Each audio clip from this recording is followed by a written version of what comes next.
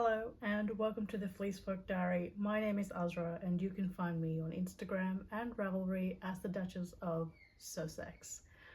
I've fallen in love all over again and I just wanted to document just a new to me breed that's just been such a joy to spin and play with as, you know, the world's biggest fibre enthusiast. So today we're talking all about Gotland. If you haven't already seen my West Australian fibre adventures, when I was in Perth, I visited Bilby Yarns. If you have never visited Bilby Yarns and you're in Perth or you're visiting Perth, I urge you to please go pay them a visit. It is a candy store for fibre lovers. It's just magnificent. They do such a good job of sourcing Australian fibre, but really highlighting West Australian fibre particularly. I believe they stock a lot of fleece from the Millennium Sheep Breeders Association community. I'm not sure, but as you enter, to your left there is a giant rack of fleece, and you know, there were breeds that I don't often come across in Australia. Merino and Corriedale are really quite easy to source, but they had Lincoln, they had English Leicester, and they had Gotland. And I think I've moaned plenty of times on this in my diary about how I really wanted to go to the Bendigo Sheep and Wool show this year and it just didn't eventuate because one of the things I wanted to get was Gotland fleece. So when I was in Perth, saw this and it was just a 300-gram bag, usually because of how in Australia I usually find fleece in 1 kilo quantities. So this really was almost just like a little, you know, mini breed study because it was just 300 grams for like $10. And it's the first thing I grabbed and I dropped it on the counter, and before I explored anything else, and said, this is coming home with me. And so it did. I wanted to show you the raw fleece as well, but I scored it out a little bit. It was a little bit poopy. I'm pretty brave with poopy fleece, but Australia is actually, I think, and I've heard Melonits say, is renowned for really clean fleece. So it's not often like it. Fleece usually comes to me pretty well skirted. I think this just sort of snuck its way in there. But from my West Australian fibres video, you'll notice that I might insert a little overlay clip. The length of one staple was just so long, and my only experience thus far with long locks of fleece has been with English Leicester. So I expected a lot of the Gotland to come out much the same, but it really surprised me. So I'm going to read a little bit about Gotland fleece from the Rare Breeds Trust of Australia's website, because that's about the extent of my knowledge about Gotland. I was surprised, first of all, to find Gotland in Australia at all. That was a new to me fact. You may have heard of the place Gotland. It is in Sweden and the sheep breed is native to that area of Sweden. I've read elsewhere, not on this website, that Gotland sheep may not be the most ancient sheep breed to Sweden, but I think is pretty common in Sweden. So I think they're most commonly found, or they are the most common breed in Sweden rather. They are medium-sized and they have a docile and friendly disposition apparently, and they're polled with clean heads and legs. They have a fine, long, lustrous, dense, sort of curly lock to their fleece, and the diameter of their hair is, or the fleece, is around 29 to 34 microns. So by my understanding, that's, you know, from towards the medium, coarse, sort of long wool end of the spectrum. So your really soft merino will sit maybe as low as 17, 18, all the way to the low to mid 20s. But I'm reading here that the lamb's wool for Gotland can lean towards those lower 20s, which would be interesting. I'm currently swimming in fleece, so unfortunately there's no other Gotland fleece processing for me in the near future, but maybe it'll make an appearance in next year's Tour de Fleece. We'll see. The cogs are turning. the brain is plotting. It says the staple length can grow to as long as 18 centimeters, and boy do I believe that, because it really was quite long, and as a result of it I decided to not card the locks, although I'm fairly sure I could have just like flicked the ends with my little dog slicker brush and run it through the carder, but I didn't want it to fold in on itself, so I opted to comb the fleece with my wool combs, and it produced just the longest kind of, you know, like Merlin's beard. Just, it was just hanging off my combs, and I was just sort of pulling and pulling and pulling, and the roaming just sort of came off. It was just magical. So I am Gotland's newest fan, the Gotland breeds. I'd love to visit Gotland one day. But historically it's believed that they were brought to Sweden or bred in Sweden by the Vikings when they crossbred the native landrace sheep of the Gut, or the Gut sheep, sorry. And they have these really interesting horns that sort of spiral around with Romanov or Karakul sheep. I think I do have some Romanov fibre in my stash as a fibre top, so we might get to that some other day. But it's the crossbreeding of this that gave rise to the Gotland sheep. I guess in an Australian context, what I found really interesting about the Gotland is that they are relatively new to Australia. Also, from the reading I've done, Cheryl Crosbie, who owns and runs Granite Haven down in Victoria, introduced the Gotland to Australia from imported embryos from Sweden, and has since maintained a flock of Gotland sheep. They offer a lovely variety of colors to this breed. They can vary from, you know, the spectrum from silver grey all the way to almost black, and even sort of a moorish, like the reddish browns. But I'll put all of Cheryl's details down below. I think the website might need some updating. I do think she still does have some llamas as well, and she definitely has bumps of roving that you can play with. There are, I think, a couple other Gotland breeders in Australia. You'll be able to find them. If I have their details, I will put that down in the description bar as well. The other thing that I've done for the purpose of this diary episode is I have filmed in fabulous lighting that's offered by my laundry room. It's not. How I scoured this fleece. And I hope I can revisit this in a year or, you know, in the future to see how my approach to scouring fleece potentially might change. It's certainly changed from a year ago.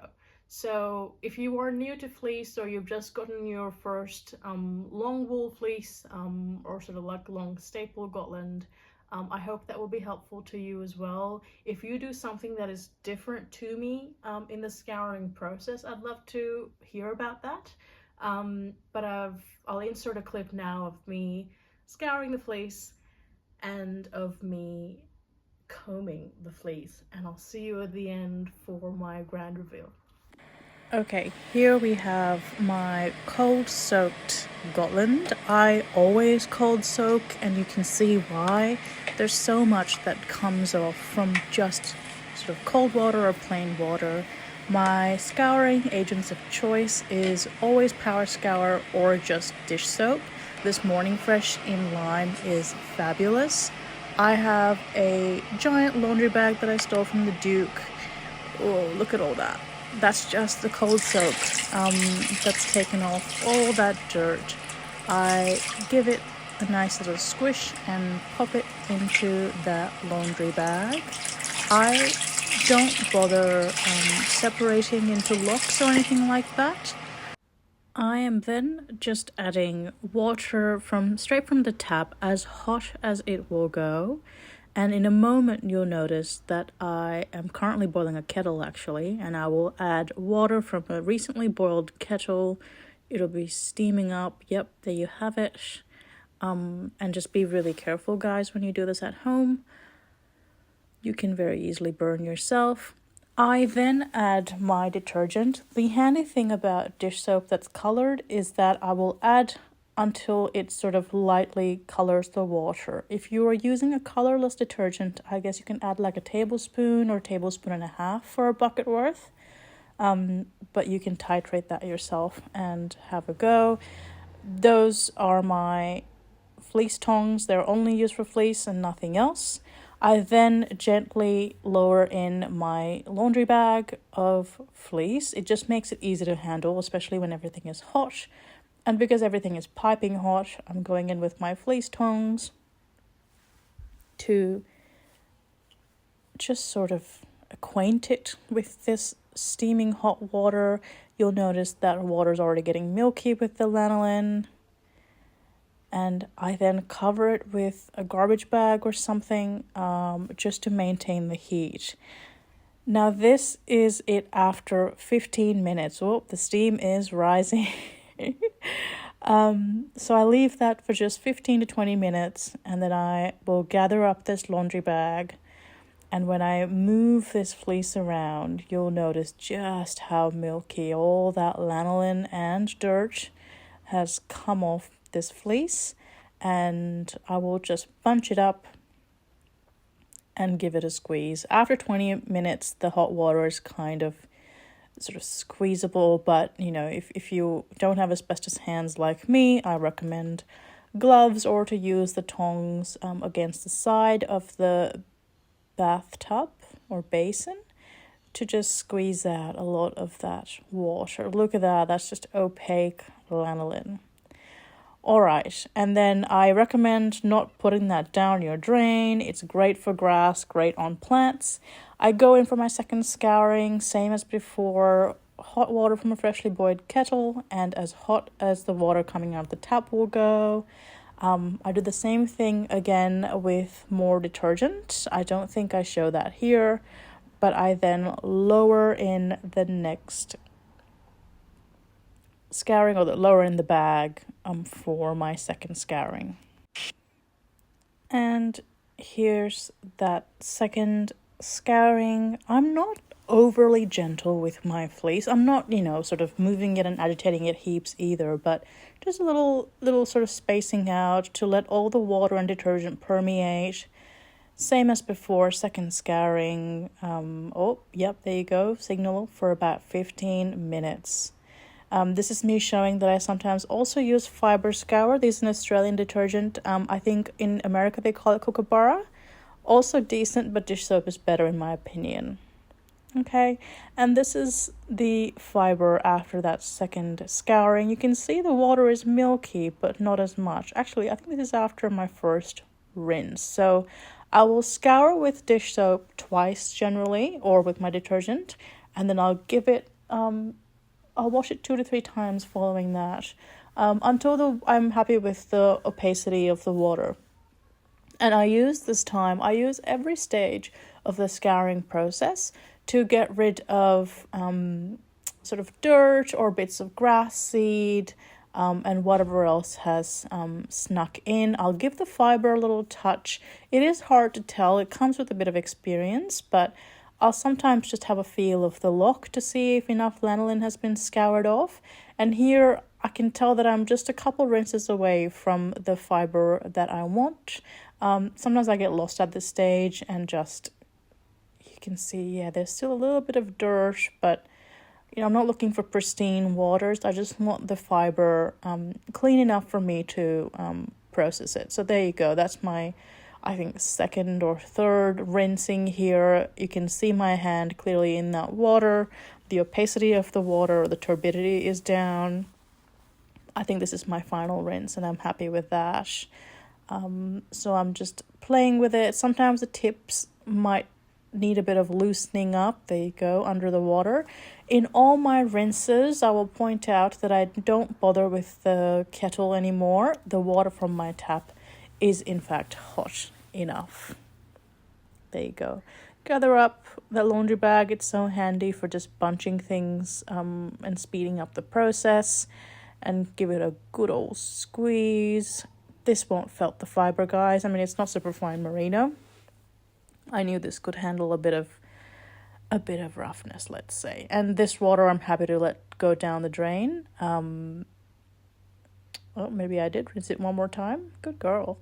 Felt extra clean this day, even though I'm in my pajamas filming this. Okay, that's just, I mean, that's very clear water. You'd swim in that. Picking out things still at every stage and giving it a little handle. And off the bag again and give it one final squeeze. Okay, this is something that I do that not a lot of people do, I think, okay? Please excuse my laundry room, this is just how it is.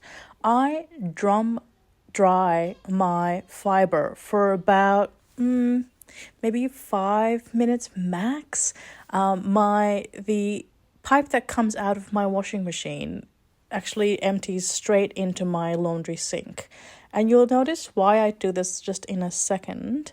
I can see how much water comes out in that drum cycle. I have the ability to pause and to pause my washing machine. So that's the first squeeze out of that bag. I know people put their fibre in a pillowcase sometimes if they don't have a laundry bag and do this. You'll see just how much water comes out, and that's just, the same amount of water that the sun doesn't have to work hard for. Look at that little expulsion.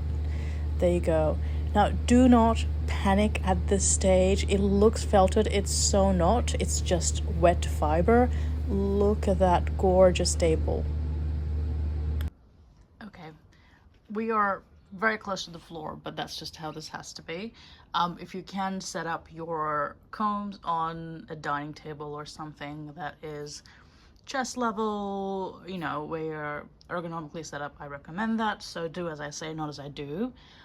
Today we are combing some of the Gotland that I scoured earlier this week, and I mean, I am gonna show you some of the raw locks as it was in the bag from when I skirted it. The bag had 300 grams, so I have significantly less here, but it's washed up so beautifully. There are these little hints of gray coming through. It's just going to be gorgeous, but I thought I'd show you how I comb Gotland, or comb anything really.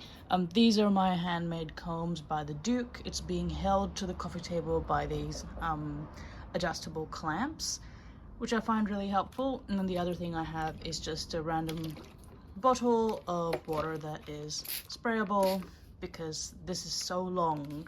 I need a huge sort of arm span, but also there is a lot of static that can build up, so a spritz of water certainly helps. Okay, I have a little stool that I'm sat on.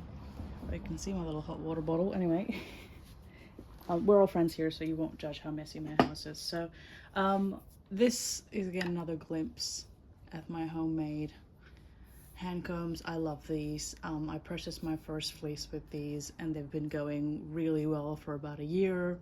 Yeah, again, massive kudos to the Duke. So I have pried apart from these clumps the locks, which is easily found because of these sort of, Icelandic like hairy tips. So I would sort of grab one and separate it from the rest. And picking apart the locks like this is, sorry about the noises outside. Picking apart the locks is really easy because it's easy, and it's great because you can then see any second cuts and things like that. The good thing about combing, gosh, look at how long this is. The good thing about combing is that all the waste then gets accumulated at the back. I am notorious for holding on to a lot of the combing waste. I think I know combing produces the biggest amount of waste, but the result that you get from it is just, it's ethereal. Like you can spin a beautiful worsted single from this, which is great. But I find that the combing waste isn't all waste, like it's just the shorter ends of the fiber. It's not even kind of second cuts. It can be. So what I think I'm going to do, because I only have 300 grams of this, or at least less than that, Gotland to play with, I will save some of that, and I've decided to eventually do some kind of kitchen sink bat, you know, where I combine this with something. Because it is so long, I'm excited to give the strength of this fiber and the length of this fiber to a kitchen sink bat with maybe a more medium staple Corriedale or something like that. Anyway, we'll get to combing. So for combing, I have my set of combs. I have a wooden disc that the Duke has drilled a hole into. I've known people to use large buttons as well, so you don't need that, and a crochet hook, or any kind of hook really, to go through and reach for the fiber. I'll show you how I do that. So I comb this the same way I comb my hair. When I do comb my hair, all other curly girls will relate. I start from the ends and move my way in. I don't dare go into the end to begin with, because that's going to be a nightmare to pull on your wrists, so please take care of those. I load my combs with the cut ends of the lock. I sort of hash that on and leave the tips. So I'm going to just very slowly, now you'll see this has a very long staple, and you always want to pull down and out from yourself, or pull away. And you can see there's already a lot of static. Watch your other hand. I use it to just smooth over, so I go comb and smooth the static. Doesn't this look like Santa's beard? It's so funny. And I can see now I've taken most of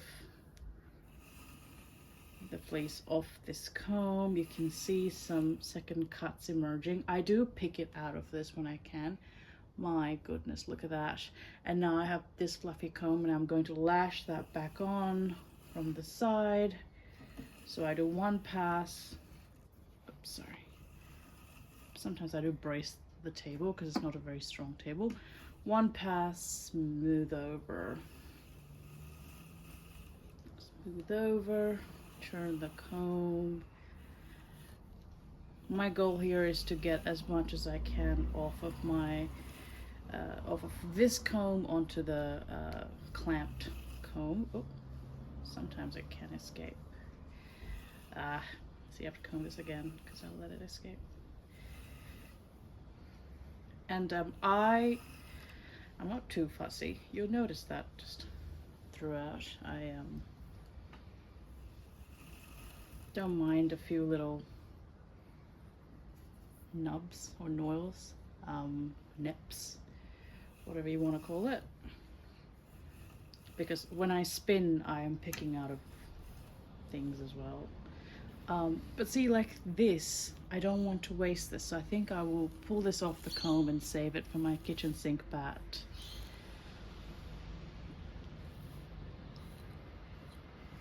So that's all the waste, but I mean, I know this will card. I'm just gonna take the, you know, knobbly bits, and I'll probably do a waste bat.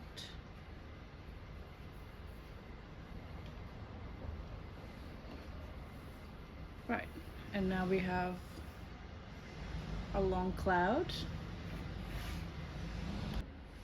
and I will gather it all into a point. Let me just show that to you. Into a point.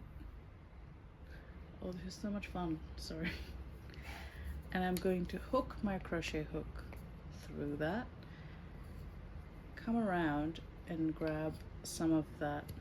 You want most of the end to come through, and just pull that. And then what I do is I tug, push in, tug, push in.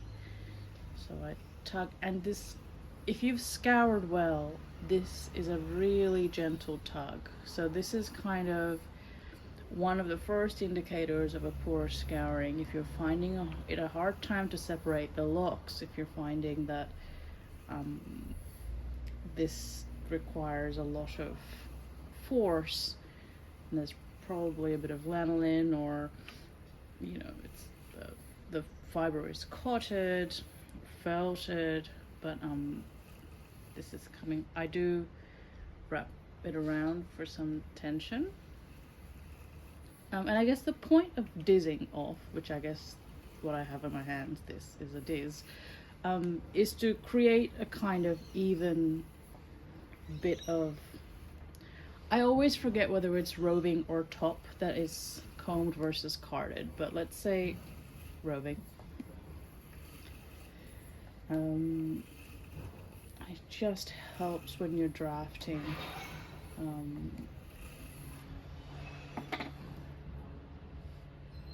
And then I just wrap it around my hand, and sometimes I give it a little tug to even out the roving.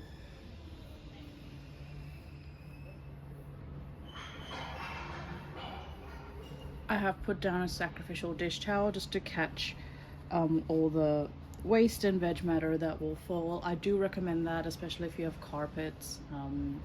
The great thing for me about processing fiber, and then when I finish wrapping, I take the last bit and pull it through to give it a little, kind of like those nun looking shoe pastry. So when I am ready to unfurl this, I will push through, and I know it will unravel easily. You can also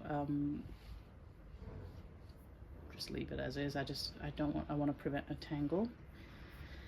So I'm just gonna do that again.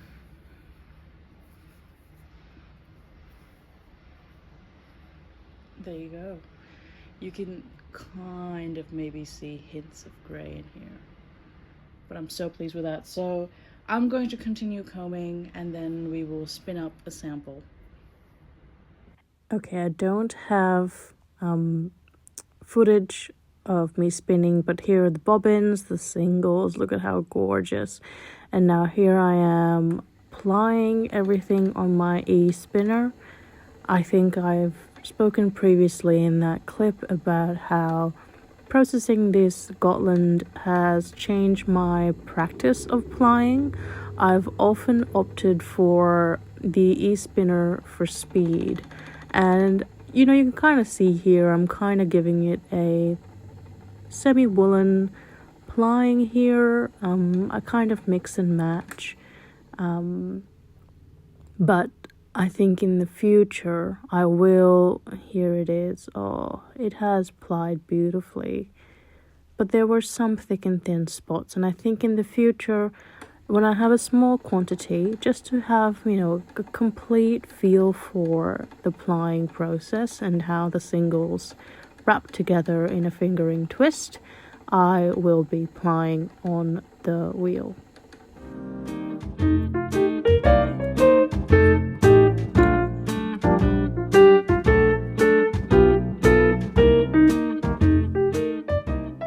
And here I am with my little nitty noddy made of PVC pipe, squirreling away an end to anchor it, and nitty noddying my day away.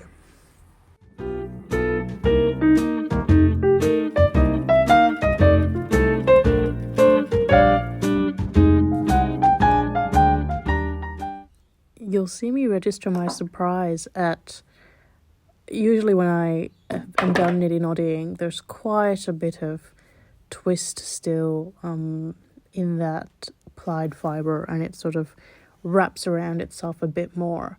And I'm really quite pleased with the halo here, but you'll notice that I'm going to struggle.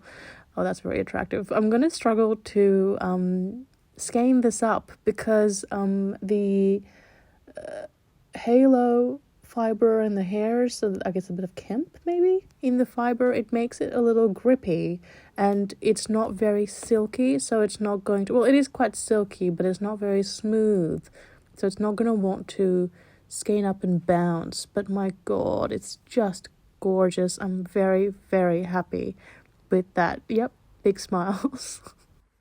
I feel like that's going to be a bit of a lengthy video because I've included the whole process in it anyway, so I thought I'll just get to it and show you the final product. I mean, I have in the Plying video anyway, but I have since given this a nice warm soak in a bit of dish soap. Every time I process fleece to yarn where it's not sort of commercially processed top, I always treat it like a kind of second mini scouring. So I add a few drops of detergent, of just dish soap, and give it a nice old soak for about 15 minutes, and I keep the water warm so the lanolin, if there is any, doesn't settle back into the finished yarn.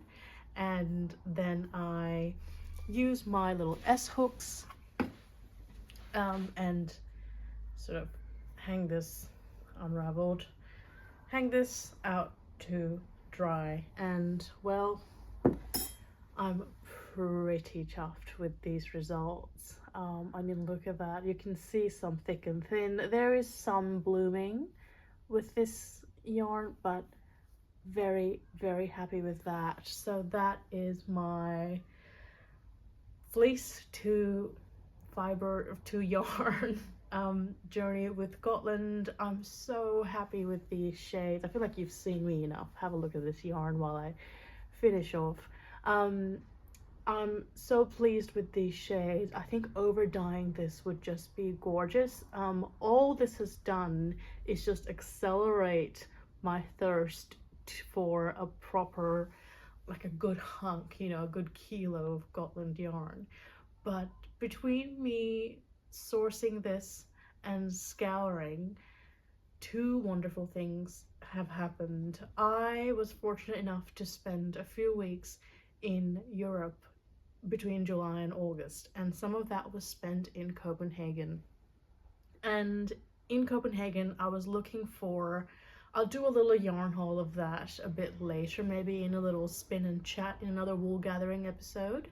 But I was fortunate enough to find an example of a yarn that really championed Danish, you know, sort of sheep heritage, because I was looking, I'm always on the lookout for local fiber wherever I am, and because I'm in Australia, I don't often source things from overseas. I'll go as far as Aotearoa, New Zealand, but those shipping prices definitely keep me and my stash in check, so I don't do that often either.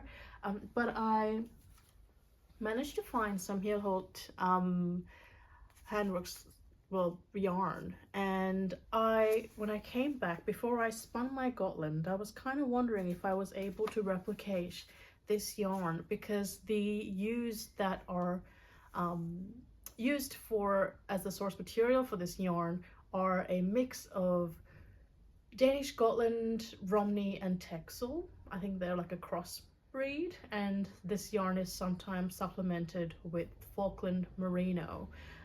And I think I've actually done kind of a decent job, if you can see there. They, I think, can be knitted together, and it's not lost on me that together they kind of look like the Danish flag, so maybe that could be an homage to that trip with little color work in the white at the top. That could be very cool. Anyway, that's thing one that was lovely that happened to me. Thing two, I'm gonna try to do this without getting emotional. I am so grateful for the community that sort of knitting and spinning and this sort of fiber yumminess has brought me, but because I couldn't make it to Bendigo, my good friend Secreta, you'll find them on Instagram, I'll pop the handle at the bottom, managed to actually visit the Granite Haven stall at the Bendigo Ship and Wool Show. So, you know, the lady that introduced Scotland to Australia. And Secreta brought back many bumps of the Gotland roving for me. So I'll grab that here. I met Secreta at a recent fibre festival, and I was like, oh, I'll have a couple, but look at that. So that's, I believe, some of these are all natural. This is 75 grams for $11.25, which tells you just how economical it is to process from fleece. Mind you, the 300 grams that I got there was just 10 bucks. I mean, obviously you put in the effort. So that's the gray.